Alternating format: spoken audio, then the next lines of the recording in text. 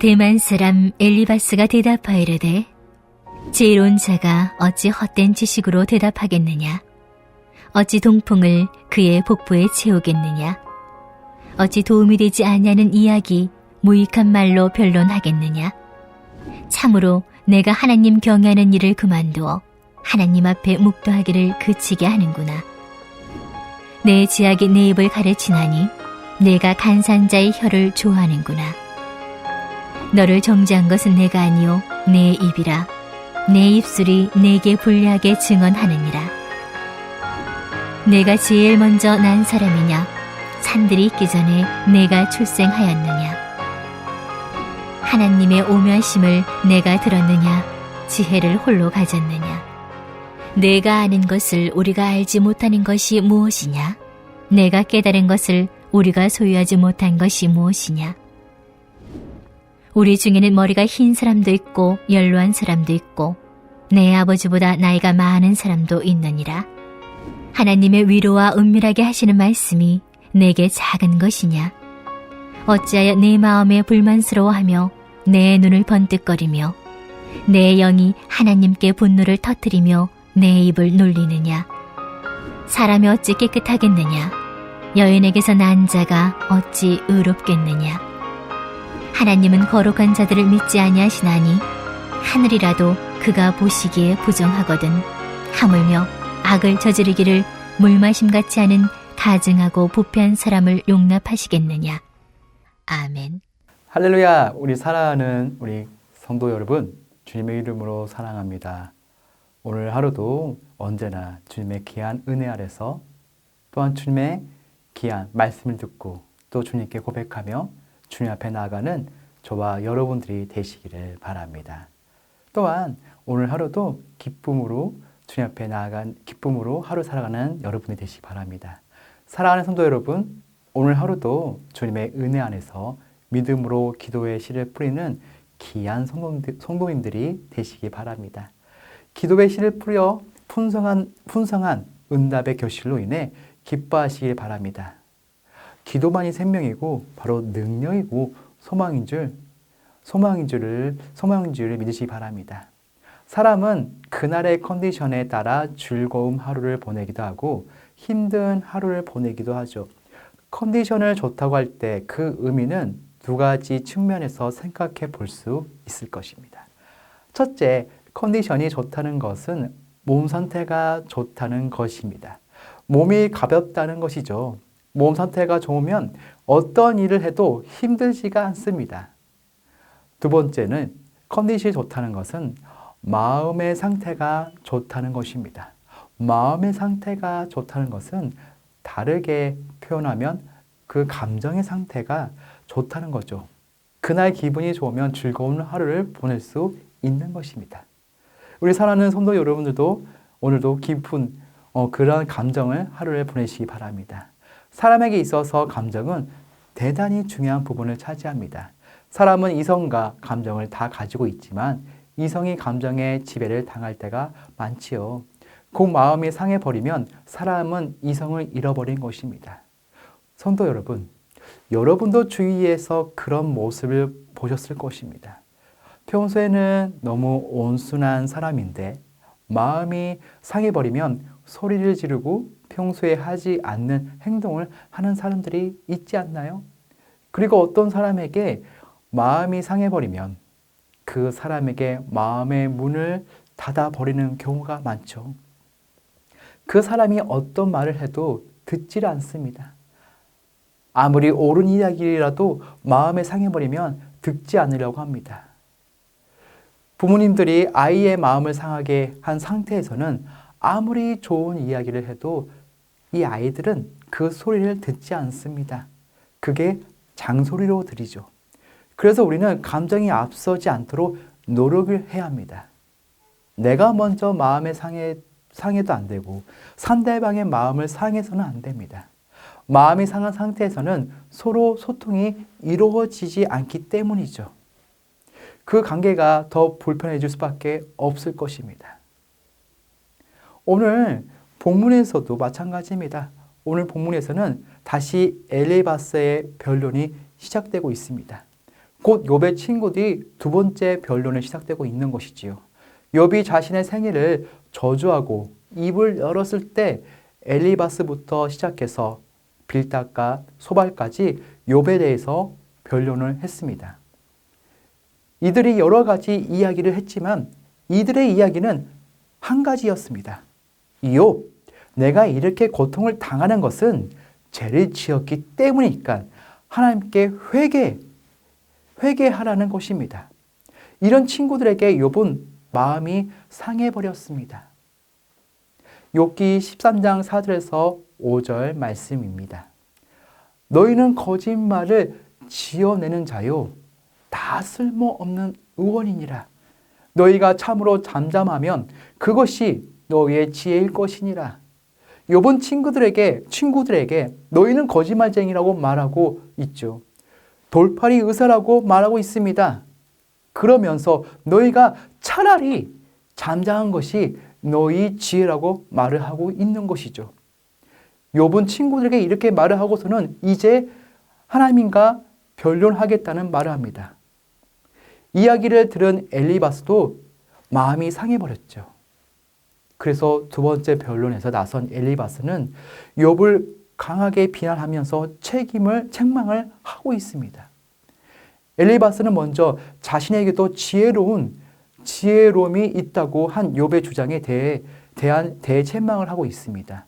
또한 욥이 자기의 지혜로움을 믿고 무죄를 주장하는 것은 영장자들을 무시할 뿐만 아니라 영장자에게 지혜를 주신 하나님까지도 멸시하는 행위라고 책망합니다.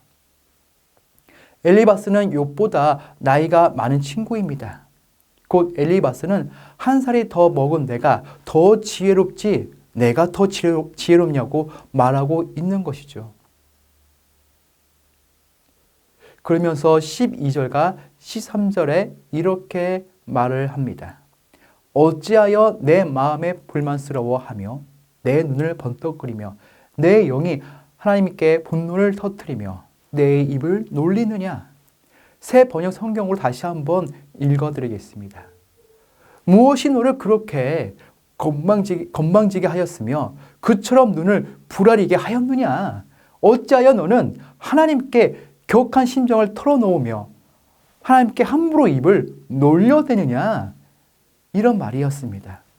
엘리바스는 여기에 그치지 않고 하나님 앞에서 사람이 의롭다 할 수 있냐고 하면서 16절에 이렇게 말씀하고 있습니다.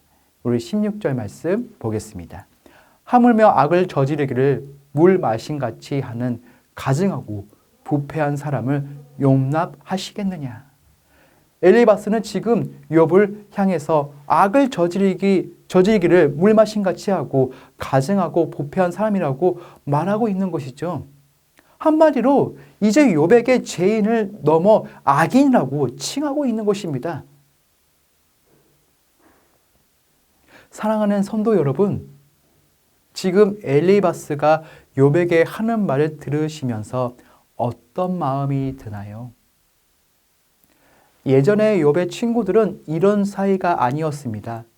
욥이 어려움을 당했다고 할 때 새 친구들은 욥을 위로하기 위해서 한 걸음에 달려왔습니다.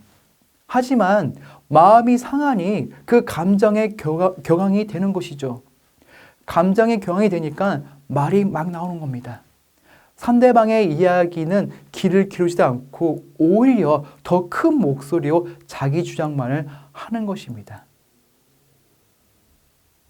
성도 여러분, 사람은 감정을 가지고 있기 때문에 그 감정이 얼마든지 상할 수 있는 것이 사실입니다. 특히 우리가 감정이 상하면 그것이 밖으로 표출되는데 그것이 바로 분노이지요. 그 감정이 앞서면 분노하기 때문에 감정이 앞서면 안 된다는 것을 오늘 본문을 통해서 알려주고 있습니다. 그런데 분노로 인한 가장 큰 피해자가 상대가 아니라 바로 우리 자신이라는 것이죠. 분노는 남도 죽이지만 가장 먼저 자기 자신을 죽인다는 사실을 잊지 말아야 합니다. 그렇다면 여러분, 우리가 분노를 어떻게 잘 다스려야 하나요? 먼저는 절대 오래 화를 푸지 않도록 노력을 해야 합니다. 예배소서 4장 26절에서 27절 말씀입니다. 분을 내어도 죄를 짓지 말며 해가 지도록 분을 품지 말고 마귀에게 틈을 주지 말라. 아멘. 누구나 분노할 수 있다는 것을 예수님도 인정하셨습니다. 하지만 노력하라는 것입니다. 마음의 분노를 품고 있지 않기 위해서 끊임없이 노력하라고 말씀하고 있습니다. 우리는 분노를 정말 잘 관리해야 합니다. 화가 나도 해가 지도록 분을 품지 말아야 합니다. 그렇지 않으면 마귀가 그 틈을 타고 찾아와서 더 크게 분노하게 만든다고 말하고 있습니다. 마귀가 화를 통해서 틈을 타고 들어오면 우리는 더 큰 죄를 짓게 되는 것이지요. 분노를 어떻게 잘 다스려야 하는지 두 번째는 결과를 생각할 수 있어야 합니다. 사람이 화가 나면 이성을 잃어버리게 됩니다. 점점 짐승이 되어가는 것이죠. 그렇기 때문에 내 속에 화가 막 올라오기 시작할 때 잠시 생각해 보아야 합니다. 내가 왜 화를 내는 것인지, 내가 누구를 위해서 화를 내는 것인지, 화를 내서 내가 무엇을 얻겠다고 하는 것인지, 내가 지금 화를 내면 어떤 결과가 펼쳐질까? 우리가 힘들겠지만 화를 내기 전에 호흡을 가다듬고 이런 생각을 해볼 수 있어야 합니다. 생각을 한다는 것은 감정이 치우치는 것이 아니라 이성을 가지겠다는 것을 의미하고 있지요. 이성을 가지게 되면 바로 분별력을 생기는 것이죠. 그리고 마지막으로 성령의 도우심을 구하고 하나님께 모든 분노를 맡겨야 합니다. 내 속에 일어나는 분노를 내 마음대로 정말 안 될 때가 있습니다. 그때 성령의 도우심을 구하고 하나님의 모든 것을 맡기고 평안을 구해야 합니다. 아무리 화가 날 수밖에 없는 일이라도 하나님께서 우리의 마음을 사로잡아 주시면서 우리 속에 평안을 넘치게 되는 축복을, 성령을 부어주실 것입니다. 사랑하는 성도 여러분, 우리는 감정을 가진 사람들입니다. 감정을 앞세우지 않는 것은 쉽지 않은 일이지요.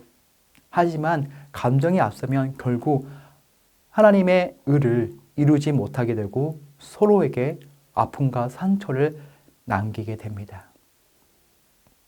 오늘 하루도 저와 여러분들이 감정을 잘 다스려서 그 모든 것을 다 하나님께 맡기고 모든 사람과 화목하게 지낼 수 있기를, 그래서 늘 가는 곳마다 하나님의 사랑과 하나님의 은혜와 하나님의 축복을 남기는 귀한 흔적을 남는 우리 복된 성도님들이 될 수 있기를 예수님의 이름으로 간절히 축원드립니다. 우리 다 같이 기도하는 시간을 가지겠습니다. 우리 첫 번째로요, 제 생각과 경험에 의지해서 남을 판단했던 성급함을 용서해 주소서. 하나님의 말씀만을 의지하고 하나님의 은혜 가운데 거할 수 있도록 저를 깨뜨리사 새롭게 하소서. 두 번째, 하나님의 방법인 기도로 세워가는 건축되게 하옵시며 교회가 한마음 되어 선정 건축을 감당할 수 있게 하옵소서. 우리 두 가지 기도 제목을 가지고 우리 기도하는 시간을 가지겠습니다.